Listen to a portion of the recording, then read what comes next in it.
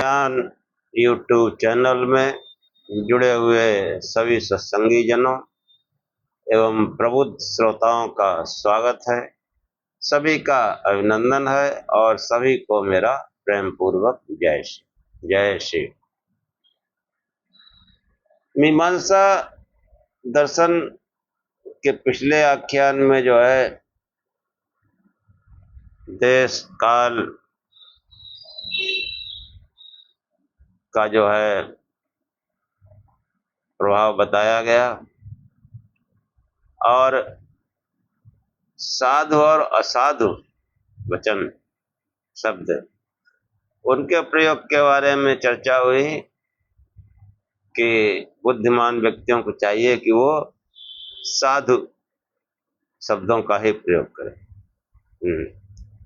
कि बहुत से जो शब्द हैं जिनका शास्त्रों में वेदों में उल्लेख है, परंतु बहुत से लोग अपने स्वभाव के अनुसार या कम शिक्षित होने से उनको जो है तोड़ मरोड़ कर उनका उच्चारण गलत ढंग से करते हैं, तो उनको असाधु शब्द कहा जाता है। जैसे गो का मतलब गाय, कोई गौ कहता है, कोई गावा कहता है। ऐसे बहुत से शब्द है जिनको तोड़ मरोड़ के जो है पेश किया जाता है, लेकिन जो मूल शब्द है उसकी तरफ मनुष्य को जाना चाहिए, विद्वानों को उसी तरफ जाना चाहिए। इस प्रकार के जो है वर्णन के उपरांत मार्श जैमिन तो वो फिर जो है लोक वेद शब्द और उस अर्थ के वाक्य आदि का जो प्रकरण है, अधिकरण है, उस पर जो चर्चा की है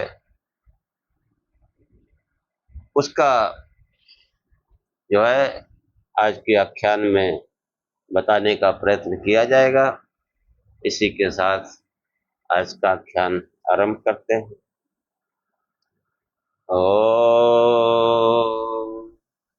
असतो मा सद्गमय तमसो मा ज्योतिर्गमय मृत्योर्मामृतं गमय। हे परम गुरु परमात्मा, हमें असत्य से सत्य की ओर ले चलो, अंधकार से प्रकाश की ओर ले चलो तथा मृत्यु से अमरता की ओर ले चलो। मार्श जैमिन कहते हैं कि जो उनका आकृत्याधिकरण अंतर्गत जो लोक वेद शब्द और तदर्थ अधिकरण जो है उसके विषय में शिष्य जिज्ञासा करता है कि शिष्य ने कहा कि साधु और असाधु शब्दों के विषय में जाना, परंतु साधु शब्द गो आदि जाति के वाचक है या व्यक्ति के, यह ज्ञातव्य है। इस पर भी अन्य ज्ञातव्य है। क्या लौकिक वेद शब्द समान है अथवा पृथक पृथक? समान होने पर क्या इनका अर्थ भी समान है या भिन्न? यह सब ज्ञातव्य है। प्रतीत होता है कि लौकिक वैदिक शब्द एक दूसरे से भिन्न हैं, क्योंकि इसका कथन भिन्न नामों से लौकिक वैदिक से होता है। इनके स्वरूप भी भेद है। वेद में अग्नि शब्द स्वर वर्णानुरूपी वाला है, लोक में यह स्वर आदि से हीन बोला जाता है। अर्थों में भी भेद प्रतीत होता है। लोक में गोपद शासना वाले पशु विशेष का द्योतक है। शासना मतलब गाय में जो है वो शासना होती, जो ये गले में जो खाल लटकती है, ये शासना गोवंश में पाई जाती है, अन्य में नहीं।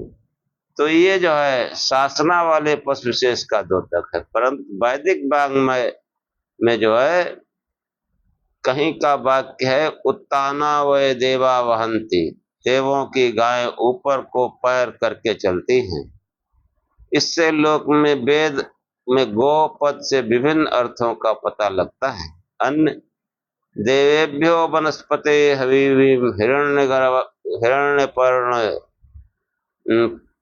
प्रतिवस्ते अर्थम, हे सोने के पत्तों वाली वनस्पति, देवों के लिए हवियों का वहन करो।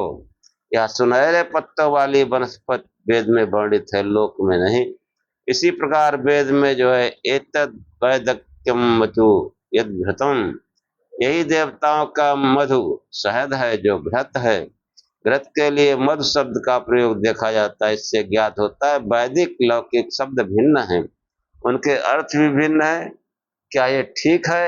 इन जिज्ञासाओं का समाधान करते हुए मार्च जमीन कहते हैं कि प्रयोग चोदनाभावात अर्थे कत्तम अविभागात, कि प्रयोग कर्म चोदना विधि के उत्पन्न होने से लौकिक वेद शब्दों के अर्थों का एक समान होना युक्त है, क्योंकि लौकिक वैदिक शब्दों का विभाग न होने से तात्पर्य है कि जो वैदिक शब्द हैं वे ही लौकिक शब्द हैं।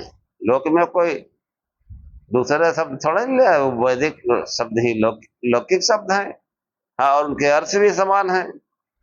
हाँ, अब ये जो है जो उसमें भेद कर लेते हैं, उसका भ्रंश कर लेते हैं, उससे फर्क पड़ता है। तो ये जो जिज्ञासा है इसमें दो अंशों का समाधान किया गया। एक लौकिक वैदिक शब्द परस्पर भिन्न नहीं है, जो वैदिक शब्द हैं वे ही लौकिक हैं, अर्थात लोक वेद में समान शब्दों का ही प्रयोग होता है। दूसरा है उन शब्दों के अर्थ लोक या वेद में भिन्न नहीं, अर्थ भी उभयत्र समान है, दोनों जगह अर्थ भी समान है। कारण यह है कि विधान किया गया है। कारण यह है कि वेद में जिन शब्दों द्वारा और जिस अर्थ की अभिव्यक्ति के अभिप्राय से कर्मों का विधान किया गया है, लोक में उन्हीं शब्दों द्वारा वही अभिप्राय जाना जाता है।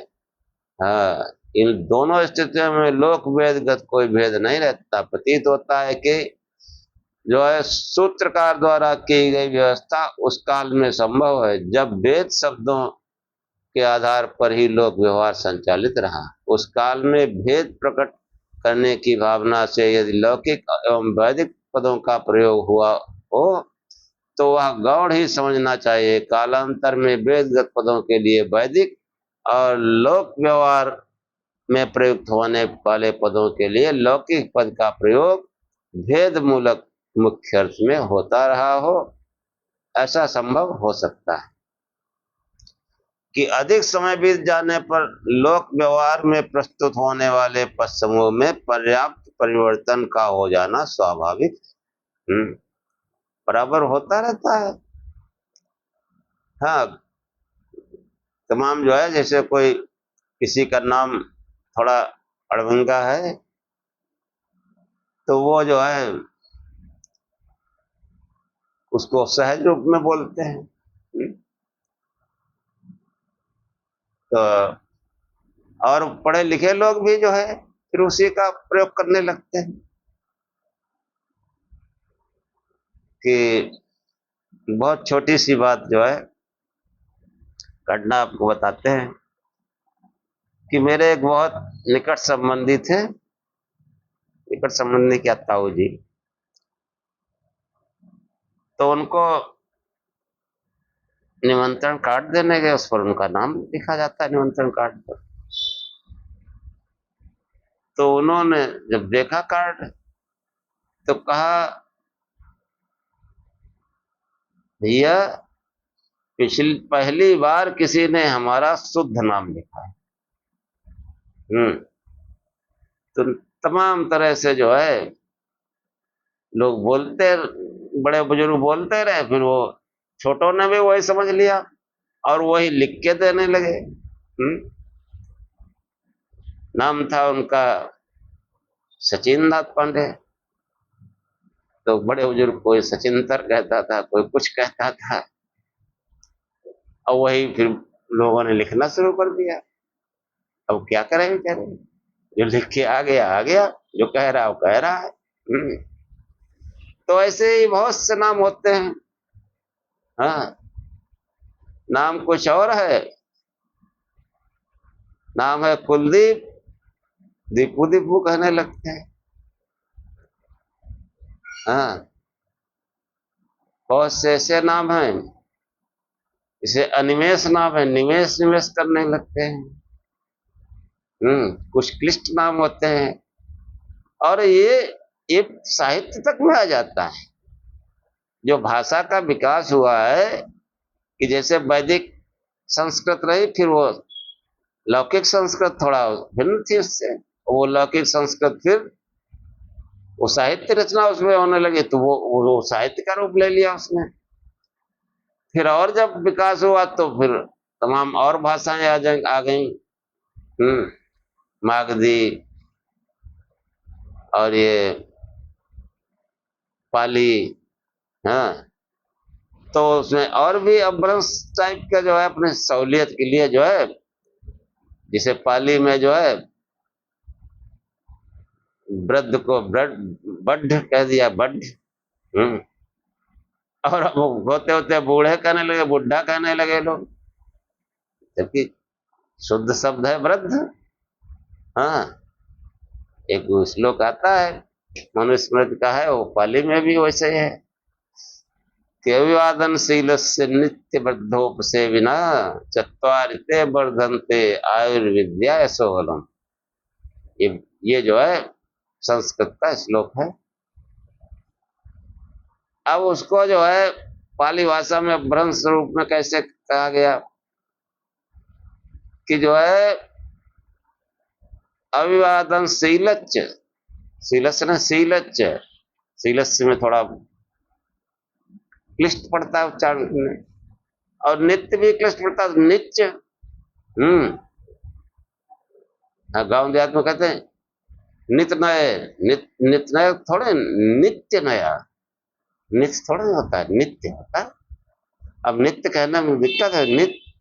और ऐसे ही जैसे पाली में नित्य, नित्य बढ़ोपसे बिना, वृद्ध वृद्ध नहीं, बढ़ोपसे बिना, चत्वारिते बढ़न्ते, वर्धन्ते नहीं बढ़न्ते, आयुर्विद्या यशो बड़म, बलम नहीं बड़म। अब ये बोलचाल की भाषा रही होगी तो फिर साहित्यिक रचना उसमें होने लगी। हाँ, ऐसे ही तमाम भाषाएं हैं, कोई अवधी में लिखता है, कोई भोजपुरी में लिखता है, कोई खड़ी बोली में लिखता है। हाँ, तो ये सब है तो हिंदी की भाषाएं हैं। और इन्हीं से फिर और भाषाएं विकसित हुई, तमाम आर्य भाषाएं। कि उर्दू जो है वो भी आर्य भाषा है। हम्म, वो लिखने में, लिपि में थोड़ा अंतर है, बोलने चलने में तो लगभग वैसे ही लगते हैं। कुछ फारसी अरबी से शब्द आ गए, बाकी सब हिंदी के ही शब्द हैं। लोग समझते हैं और वो साहित्य का रूप ले लेती है। तो ये जो है, जब अधिक समय बीत जाने पर लोक व्यवहार में प्रयुक्त होने वाले पद समूह में पर्याप्त परिवर्तन का हो जाना अवश्य स्वाभाविक होता है। व्यवहार की भाषा में संकुचित चौखटे के सीमित रखना बड़ा कठिन होता है। कठिन क्या, असंभव जैसा समझना चाहिए। इसी का परिणाम हुआ कि लौकिक भाषा जब मूल वेदगत पदों से छिटक कर अपने लौकिक रूप में परिमार्जित हो गई, जिसका व्याकरण आदि द्वारा सुगठित कलेवर लौकिक संस्कृत के नाम से आज भी सुरक्षित है। तो ये जो है, जैसे वेद में निपुर शब्द आया, निपुर,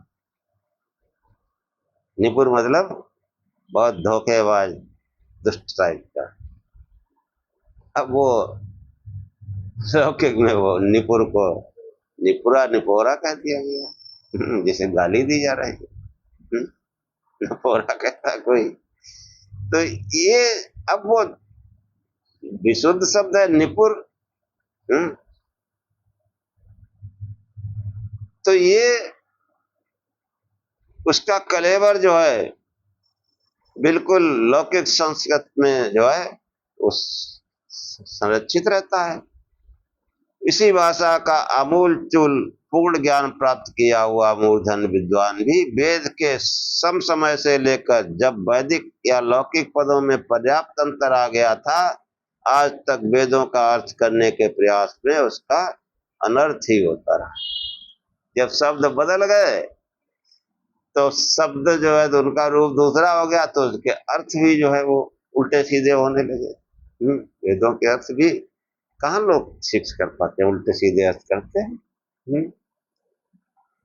तो आज की प्रादेशिक प्राकृत भाषाएं उसी लौकिक संस्कृत भाषा के अभ्रंश रूप में है। हाँ देखो कितनी बढ़िया बात भाष्यकार करते हैं कि जो अब से लगभग 5 सहस्त्र पूर्व विकृत होनी आरंभ हो गई थी और अपभ्रंश पाली प्राकृत आदि अनेक धाराओं में प्रवाहित होती हुई वर्तमान रूपों में उपलब्ध है। इन प्रादेशिक प्राकृत भाषाओं में नैसर्गिक प्रवाह के साथ बहते हुए अनेक ऐसे पद हैं जो सीधे वैदिक पदों से वर्तमान रूप में आए हैं। इनके मध्यगत विकारों की नितांत भी संभावना नहीं की जा सकती है। हाँ कुछ ऐसे भी हैं जो वैसे वैसे जो है आए हैं। तो ये जो है जैसे एक पद प्रस्तुत है उस्रिया। ऋग्वेद में इस पद का अनेक विभक्ति वचनों के प्रयोग में उपलब्ध होता है। निघंट में ये गो नामों से पठित है। यह पद साधारण गाय के लिए न होकर केवल उस गाय के लिए प्रयुक्त माना गया जो पहली बार ब्याही हो। हाँ उस्रिया, हाँ उस्रिया मतलब पहली बार ब्याही हो। गांव में ये लखनऊ के आसपास जो पहली बार जो है वो ब्याने होती तो उसको ब्याने पहले ओसर ओसर कहते, उस्रिया का ओसर हो गया। ओसर गाय भैंस भी ओसर कहा जाता। तो वो जो है उस्रिया पद जो है कई तरह से प्रयोग होता है। तो ये हिंदी में आजकल जो है इसके लिए बहुत से शब्द हैं। पहलोन, पहलौठी। हाँ पहलौठी मतलब पहली बार ब्याही ब्याही है, पहली बार बच्चा दिया है। पदों का प्रयोग होता है। ब्रजभाषा के पर्याप्त विस्तृत प्रदेश के लिए इसे ओसरिया, हाँ ओसरिया कहते हैं।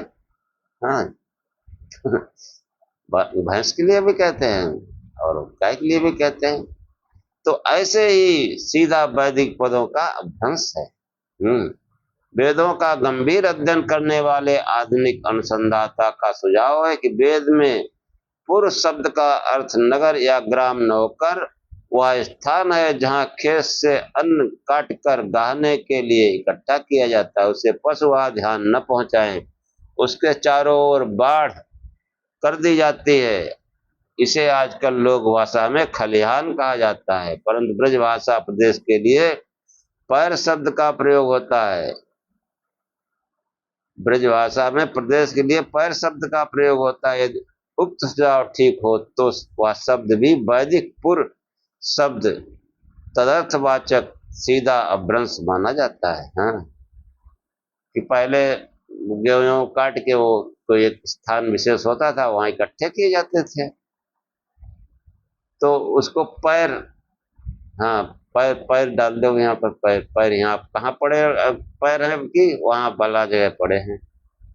हाँ तो पैर मतलब वहां पर फसल काट काट के सब इकट्ठी की जाती है क्योंकि स्थान विशेष। अब तो थ्रेसर वेसर में फटाफट सब काम हो जाता है। पहले तो कटाई होती थी, फिर एक निश्चित स्थान पर सब फसलें काट काट के इकट्ठी की जाती थी, फिर बैलों द्वारा मढ़ाई होती थी। तो वो पैर जहाँ पड़ते थे अब वो सामूहिक रूप से लोग सब डालते थे कि एक आध नहीं भी है तो वहां कोई पशु वशु आएगा तो वो सुरक्षा बनी रहेगी। इसलिए सुरक्षा की भावना से वो पैर या खलिहान जिसको कहते हैं वो वहां पर एक कार्य किया जाता था।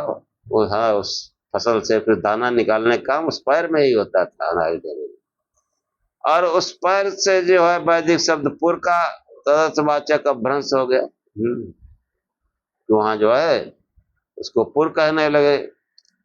तो ये लौकिक वैदिक शब्दों और उनके अर्थों के भेदाभेद विचार के अवसर पर शब्दार्थ विषयक इन परिस्थितियों को दृष्टि से ओझल नहीं करना चाहिए। लोक और वेद में शब्दों का अर्थ बताने के लिए जो उदाहरण दिए गए हैं वे अभेद मान्यता की दशा में विचारणीय हैं। उनका पहला उदाहरण गोपद है। उत्ताना वे देव गवा वहंती, देवों की गाय ऊपर को पैर करके चलती हैं। वेद में गो पद का प्रयोग गाय पशु विशेष के अतिरिक्त अन्य अनेक अर्थों में हुआ है। गो का मतलब इंद्रियां भी है। हाँ, जब कोई ध्यान करता है, भजन करता है, तो ये ऊपर की ओर इनका ज्ञान चलता है। इनका जो ज्ञान है ऊपर की ओर चलता है। तो हाँ, तो ये जो है इस तरीके की कल्पना की गई है कि गो पद सूर्य किरण भी है, जो जहां से चलती है उधर को सिर और आगे की ओर पैर की कल्पना की जाती है। इस अर्थ का लोक से कोई भेद नहीं है। पशु विशेष एक अर्थ सर्वथा अधिक प्रसिद्ध है। प्रसंगानुसार अन्य अर्थों को भी प्रयोग होता है, केवल पशु में नहीं, और भी चीजें हैं। यदि छस्वसी कर तु जगदे केन कर्मणा परापवादस्य देव गाम चरंती निवार है। यहाँ श्लेष से गोपद का प्रयोग वाणी अर्थ में हुआ है। ने कहा गो माने इंद्रियों का लिए भी प्रयोग होता है। इसी प्रकार राजा गाम मुनक्ति, वायु में जो गो, वाक्य में जो गोपद है पृथ्वी अर्थ में है। हाँ, राजा पृथ्वी का भोग करता है। द्वितीय उदाहरण में हिरण्यगर्भ पद को लेकर अर्थभेद प्रकट किया गया है। वाक्य देवेभ्यो वनस्पते हवीसी हिरण्य प्रतिवस्ते अर्थम, सोने के पत्तों वाली वनस्पति देवों के लिए हवियों का वहन करो। यह अलंकारिक वर्णन आवनीय यज्ञ का है। ऊपर को भरने की समानता के आधार पर इसे वनस्पति नाम दिया गया। जल वायु आदि देवों को पहुंचाने में इसमें घृत दुग्ध दध सामग्री आदि हव्य द्रव्यों द्वारा आहुति दी जाती है। इससे सुनहरे पत्ते इसकी चमचमाते हुए लपटे हैं। इस तरह का अर्थ है। लोक व्यवहार अर्थ में इसका कोई भेद नहीं। तृतीय उदाहरण में घृत के लिए मधु का प्रयोग दिखाकर अर्थभेद की आपत्ति प्रकट की गई कि एतद् व द्रव्यम मधु घृतम। यहाँ मध पद को घृत के पर्यायवाची रूप में प्रयुक्त नहीं किया गया, प्रत्युत भाव प्रकट किया गया है कि देवों के लिए घृत ही मधु के समान मीठा, अनुकूल, प्रिय है। यज्ञ अग्नि में आहुत घृत से देव अधिक प्रसन्न होते हैं। जलवायु औषधि वनस्पति आदि देवों को शुद्ध पवित्र एवं अधिकाधिक जीवनी शक्तियों से संपन्न होने के लिए घृत को सर्वश्रेष्ठ उपादान है। यही भाव उक्त वाक्य में है। इसलिए वैदिक वाङ्मय में आयुर्वेद घृतम कहा गया है। इसका लोक व्यवहार से कोई भेद या विरोध नहीं है। तो इस प्रकार जो है ये जो आकृत्याधिकरणांतर लोक वेद शब्द के जो अर्थों का उस पर चर्चा की गई। और इसके बाद में जो है अब इसमें आकृत्याधिकरण जो है कि पूर्व पक्ष की भावना से जिज्ञासा प्रस्तुत की गई। पिछले सूत्र में पूर्व पक्ष की भाव अवतरणिका रूप में पूर्व पक्ष की भावना से 3 जिज्ञासा प्रस्तुत की गई। शब्द जाति का वाचक है या व्यक्ति का? लोक वैदिक शब्द एक समान है अथवा भिन्न? अभेद होने पर क्या उन शब्दों के अर्थ भी अभिन्न है या भिन्न है? इस बाह्य पूर्व पक्ष को प्रस्तुत कर गत सूत्र द्वारा जिज्ञासा का समाधान किया गया। वह उत्तर पक्षी है, पहले पक्ष का। और भाष्यकार ने प्रथम जिज्ञासा समाधान के लिए इसी सूत्र को पूर्व पक्ष मानकर विचार आरंभ किया। यह केवल सूत्र के प्रथम पद में संधिच्छेद के आधार पर किया गया। गो आज साध शब्द जाति के वाचक है अथवा व्यक्ति के केवल गो पद उच्चारण करने पर सामान्य गाय जाति का बोध होता है। गाय जाति का बोध होता है। और पर जब गो पद के साथ आने लाओ आदि क्रिया का संबंध होता है तब व्यक्ति विशेष किसी एक गाय का बोध होता है। जिज्ञासा किसमें कौन ठीक है? समस्त व्यवहार क्रिया संबंध होने से यही ठीक होगा कि गो आज शब्द व्यक्ति के वाचक है। कि गो ले आओ तो कोई जाके गाय ले आता है, और गाय भी कोई विशिष्ट गाय के लिए कहता है ले आओ। तो ये लोक व्यवहार में इस तरह का बहुत बदलाव होता रहता है। तो इस पर जो है, इस पर कोई शक संदेह या उस तरह का वो करना जरूरी नहीं। अपना बुद्धि से जो है, जो व्यवहारिक लगता है, जो ठीक लगता है वही सही है। कि वो जो है सोने के पैर, हाँ सोने के पैर थोड़े, वो तो यज्ञ किया जाता है तो उसमें घृत आहुति वगैरह दी जाती है तो अग्नि वो ऊपर उठती है, ऊपर की ओर पैर करके सोने पर पैर वाली, तो सोने का वो अग्नि जो है प्रदीप्त होती है, ऊपर की ओर तो चलती है और उसका सोने जैसा कलर होता है अग्नि का। तो ये जो है आगे समाधान करते हुए महर्षि जैमिनि कहते हैं कि प्रयोग चोदनाभावात अर्थेकत्वम अविभागात कर्मविद में आकृत जात के अभाव से शब्द का एक व्यक्ति अर्थ होना ठीक है, व्यक्ति के पृथक पृथक आकृत के न होने से। कि कर्म विषयक विधान है कि ब्रीहीन अवहंती, यानी धान कूटता है। यहाँ ब्रीह पद से व्यक्ति रूप विशेष राशि का ग्रहण होता है, समस्त ब्रीह मात्र का नहीं। हाँ कोई विशेष, जैसे कोई 10 किलो 15 किलो 20 किलो धान कूटता है, ये थोड़े समस्त धान कूटे डाल रहा है, ऐसा नहीं है। तो ये जो है, क्योंकि अवघात कूटना अपेक्षित सीमित ब्रीह का संभव, सीमित धान का भाग है वही कूटा जा सकता है, यावन मात्र ब्रीह का नहीं। पूरे सब धान कूट डालेंगे जहां दिखते हैं, नहीं थोड़ा सा कूटा जाता है। तो अतः शब्द का अर्थ व्यक्ति माना जाना चाहिए, जाति नहीं। विधान से अनेक अर्थ मानना अन्याय है। शब्द का आकृत अर्थ माने बिना भी सामान्य गो मात्र का गो पद से बोध होने में कोई बाधा नहीं, पर बता देने पर कि ऐसी आकृत जिस पशु की हो वह गो है। शरीर के ज्ञाता उस प्रकार के अवयव संस्थान अंगों के गठन को देख कर ये पशु गाय है जान लेता है। जिस पशु को वह देखता है और समझ लेता है कि गौ है, वहां गो व्यक्ति मात्र दृष्टिगोचर होता है। वह आकृत सिंह कान मुख सासना पूंछ खुर आदि से युक्त अंगों का विशिष्ट गठन व्यक्ति के अतिरिक्त कुछ नहीं है। वह आकृत सामान्य जाति का बोध कराती है, इस कारण से सामान्य का चिन्ह कहा जाता है, लिंग कहा जाता है। और जिसके पास दंड होता है उसे दंडी कहते हैं। दंडी व्यक्ति जो है चिन्ह का, दंडी व्यक्ति जो है दंड नहीं, अर्थात दंडी शब्द का प्रयोग दंड के लिए नहीं होता। दंडी मतलब कोई दंड धारण करने वाला व्यक्ति है। दंड मतलब डंडा हो गया, लेकिन वो डंडा, दंड को दंडी अगर कहो, दंडी कहो, तो दंडी तो कोई जैसे कोई व्यक्ति होता है जो दंड धारण किए रहता है। दंडी तो हम ही दंड लिए घूम रहे हैं। तो ये जो है, इसे लाठी है और लठैत, तो लठैत तो कोई व्यक्ति होगा जो लाठी लिए घूमता है। तो ये जो है दंडी शब्द का प्रयोग दंड के लिए नहीं था। दंड तो दंडी का चिन्ह मात्र है, उस चिन्ह से जाना जाता है दंडी स्वामी जा रहे हैं। तो इसका चिन्ह है। ऐसे ही वो चिन्ह से व्यक्ति विशेष का ज्ञान होता है।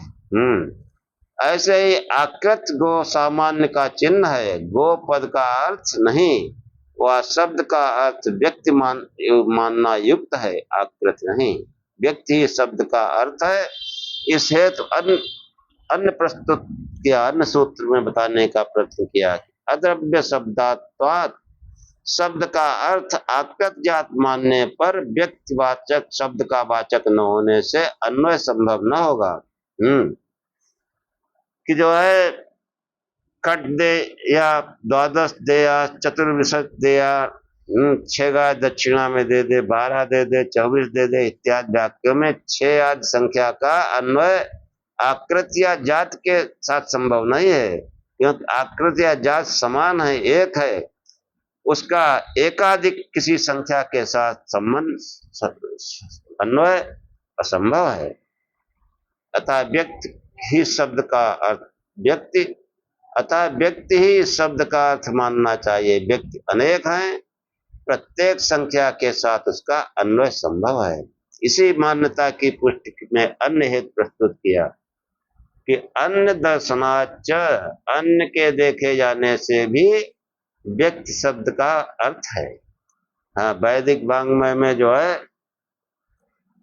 इस तरह के वाक्य आए हैं कि यदि पुष्रूपाकृतः पालेत अन्यम तद्वर्णम तद्वय समाल लभेत। उपाकृत पशु यदि भाग जाए तो उसी वर्ण और उसी आयु वाले अन्य पशु का आलंबन युग बंधन करे। वैसे ही पशु लाके फिर युग बंधन में खूंटे में बांधे। उपयुक्त अवसर पर मंत्रोच्चार पूर्वक कुशा से पशु का स्पर्श करना उसका उपकरण कहा जाता है। इसी प्रकार उपाकृत पशु युग में बांधे जाने से पूर्व यदि भाग जाए तो उसी वर्ण का और उसी आयु वाले अन्य पशु को उसके स्थान पर उपाकरण कर यज्ञ का शेष कार्य संपन्न किया जाता है। यज्ञ कार्य में पशुओं का प्रयोग होता है। हाँ, वो बलि वाला तो होता नहीं, वो तो बकवास है, क्योंकि पहले शास्त्र के आरंभ करने पहले ही जो है जो पशु योग और सोमयोग जो है जिसका विवेचन किया गया कि वास्तविक पशु यज्ञ क्या होता है। और ये जो बलि काटना ये इसका निषेध है। तो ऐसे ही जो पशु एक उसको विस्तार में जाने की जरूरत नहीं कि मतलब पौर्णमासी या अमावस्या कोई इस तरह दिन फिक्स रहते थे पहले कि जो है कृषि कार्य में बैलों का प्रयोग होता था, तो अब वो रोज रोज उनका देखभाल उतनी अच्छी नहीं हो पाती, चारा वारा दे दिया ठीक है, फिर वो महीने में 1 बार या 2 बार सबको इकट्ठा किया जाता था। उसी स्थान को यज्ञशाला बता दिया गया। अब वहां नहला धुला के उसको साफ करके गोबर वोबर लग जाता है, साफ सफाई करके फिर उसको खूब बढ़िया ढंग से कोई साफा वो बांध देते हैं, कुछ कर देते हैं, फिर उनका जैसे हेल्थ चेकअप होता था। तो ये जो है सिस्टम था। अब उसको जो है पशु यज्ञ कह दिया, पशु याग। और पशु याग का मतलब लोगों ने समझ लिया पशु की बलि दी जाती है। तमाम लोग हैं, हाँ, जीवा के स्वाद के लिए उन्होंने कहा ठीक है पशु बलि कहो, तो बकरा भेड़ा तो रोक गया, फिर वो गाय भैंस भी काटना शुरू कर दिया। तो ये जो है इसको विस्तार से प्रथम आख्यान में ही समझाया जा चुका, ज्यादा इसमें जो है कुछ बताने की जरूरत नहीं। तो जो है इसी मान्यता की पुष्टि के लिए जो है अन्य हेतु प्रस्तुत करते हुए आचार्य जैमिन कहते हैं कि अन्य दर्शनाच, अन्य के देखे जाने से भी व्यक्ति शब्द का अर्थ है। वैदिक वाङ्मय में वाक्य है कि जो है ये जो बताया गया कि कोई पशु छूट जाए तो वैसे ही पशु लाके उसका युग बंधन करे। युग बंधन मतलब खूंटे में बांधे। तो आगे कहते हैं आकृतस्थ क्रियार्थत्वात्, आकृत शब्द का वाच्य है। यह पद पूर्व पक्ष की निवृत्ति का द्योतक है। व्यक्ति को शब्द का वाच्य नहीं मानना जाना चाहिए। हेतु दिया गया क्रिया प्रयोजन से। वैदिक वाङ्मय में वाक्य है सेन चित्तम चिन्वित, सेन के समान यज्ञ ठंडिल चबूतरा यज्ञ वेद पर ईंट का चयन आदि करके उसका निर्माण करे। विचारणीय है कि सेन पद का वाच्य व्यक्ति या आकृत निश्चित है। यहाँ सेन पद आकृत का वाचक है, व्यक्तिवादी को यहाँ सेन पद आकृत वाचक मानना होगा। यदि ऐसा न माना जाए तो उक्त वाक्य का कोई अर्थ सिद्ध ही नहीं होगा। और निरर्थक तो शब्द हो नहीं सकता, खासतौर से वैदिक वाङ्मय में इस तरह का कोई वही नहीं है।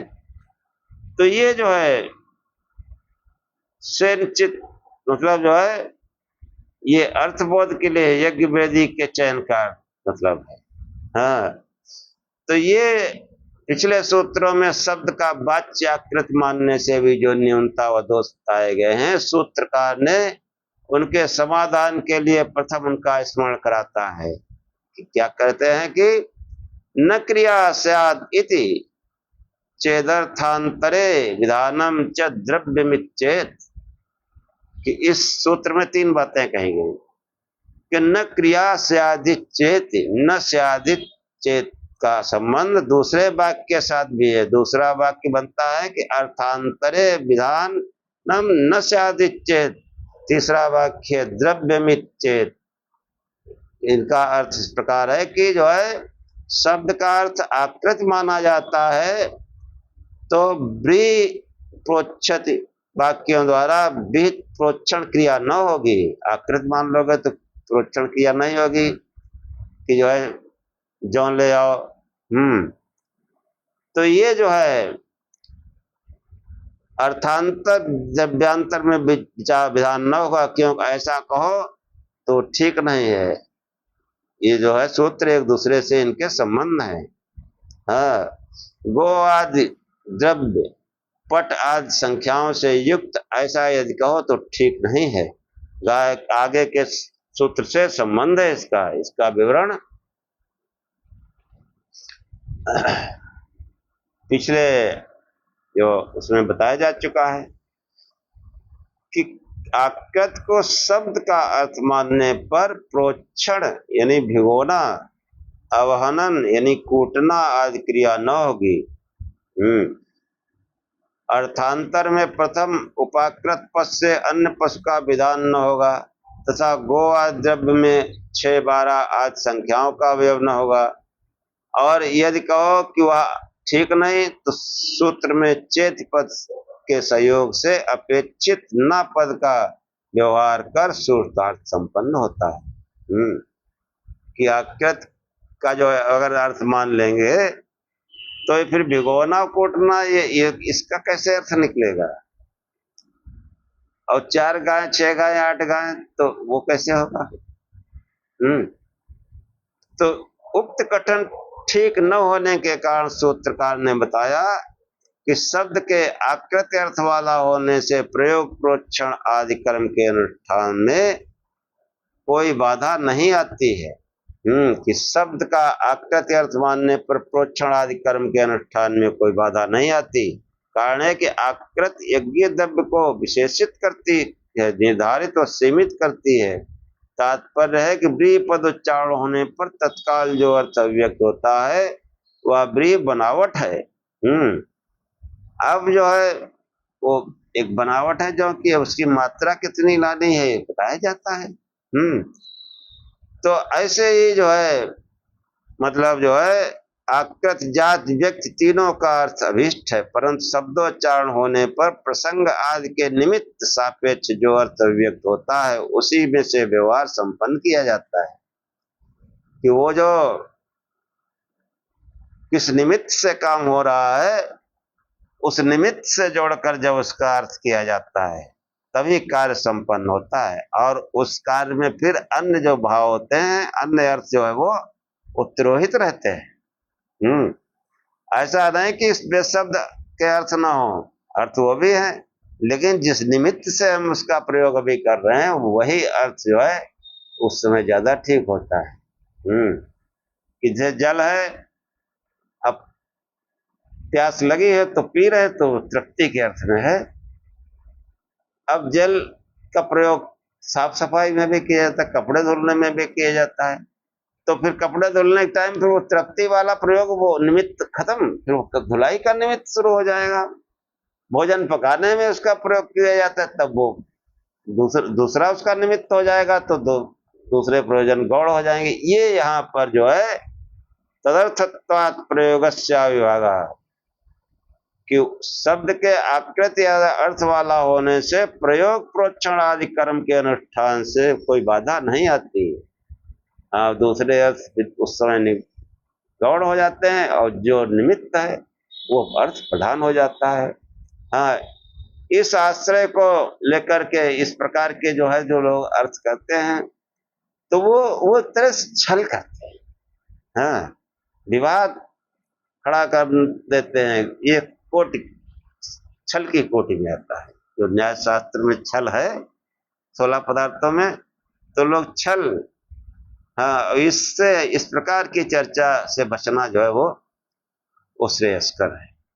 उसको इस प्रकार की चर्चा में नहीं पढ़ना चाहिए।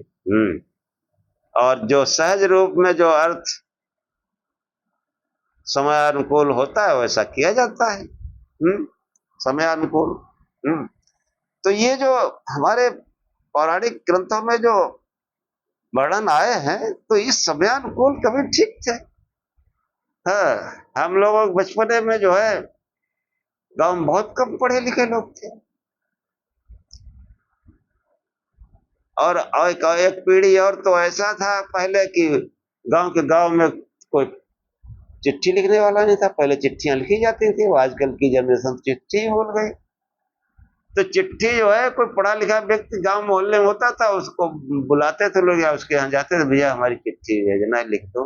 हाँ, हमने भी बचपने में कई चिट्ठी लिखी।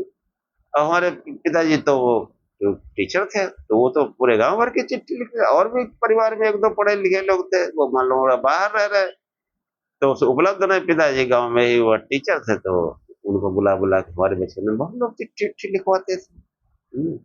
राइटिंग भी बड़ी बेहतरीन थी इनकी। तो ये जो है मतलब छल, कि अर्थ नहीं हो रहा फिर भी उसको जो है जबरदस्ती कर रहे हैं, ये छल होता है। इसका जो है सभी अर्थ से इकट्ठे थोड़े होंगे, जिस निमित्त से उसी निमित्त से वो काम करा जाएगा। तो पुराणों में क्या है कि जैसे जो बताया कि वो समाज 2-3 पीढ़ी पहले वाला, यानी आजादी के पहले वाला, तो बिल्कुल अनपढ़ समाज था। अब वो अनपढ़ समाज वेद मंत्रों को न पढ़ सकता था न समझ सकता था, तो धर्म से जोड़े रखने के लिए लोगों ने किस्सा कहानी सुनाना शुरू कर दिए। उससे उसको धर्म बताना शुरू कर दिया। कि जैसे बचपने में अब भी आला होता है, आला गांव में आलाउद्दीन कहानी है, लोग मुस्काते रहते हैं, ऐसे ऐसे उसमें वर्णन है अतिशयोक्तिपूर्ण। अब वो अतिशयोक्तिपूर्ण को और ज्यादा ले गए, तो फिर वो ऐसे ऐसे अर्थ कर दिए कि अर्थ संभव ही नहीं। अर्थ संभव ही नहीं।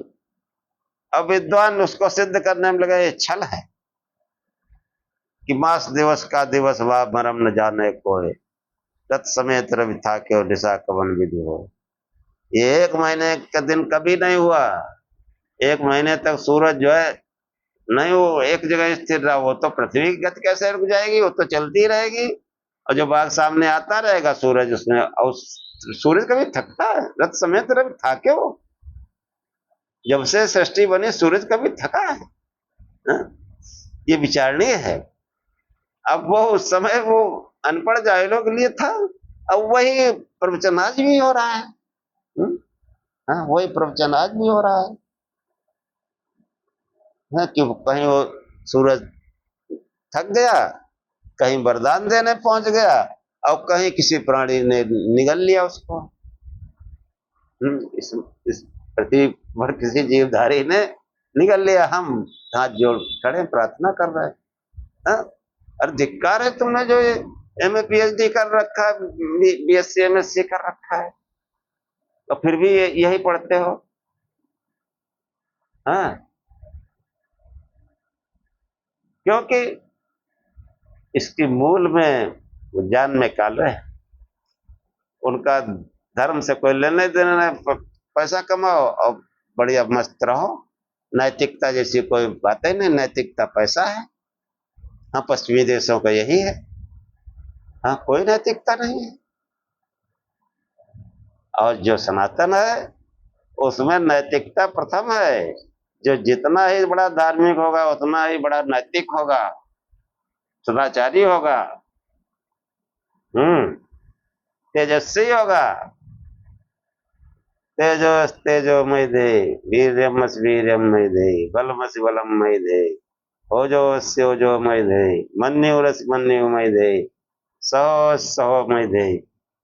ये सब चीजें जो है सनातन से आती हैं। कैसा व्यक्तित्व विलक्षण, जब कोई ठीक सनातन की ओर चलता है।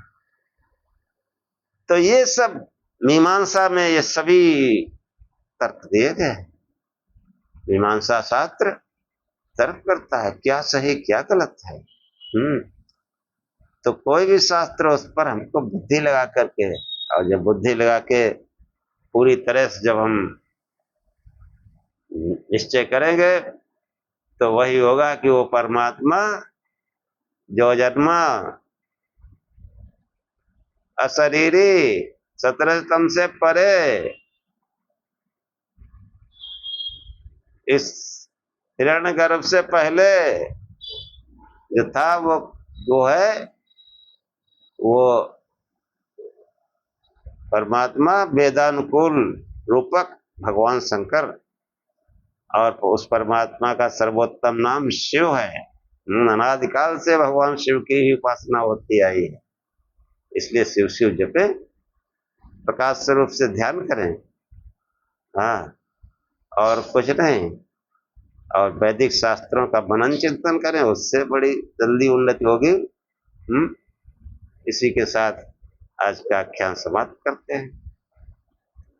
ओम सहनाववतु सहनौ भुनक्तु सह वीर्यं करवावहे तेजस्विनावधीतमस्तु मा विद्विषावहे।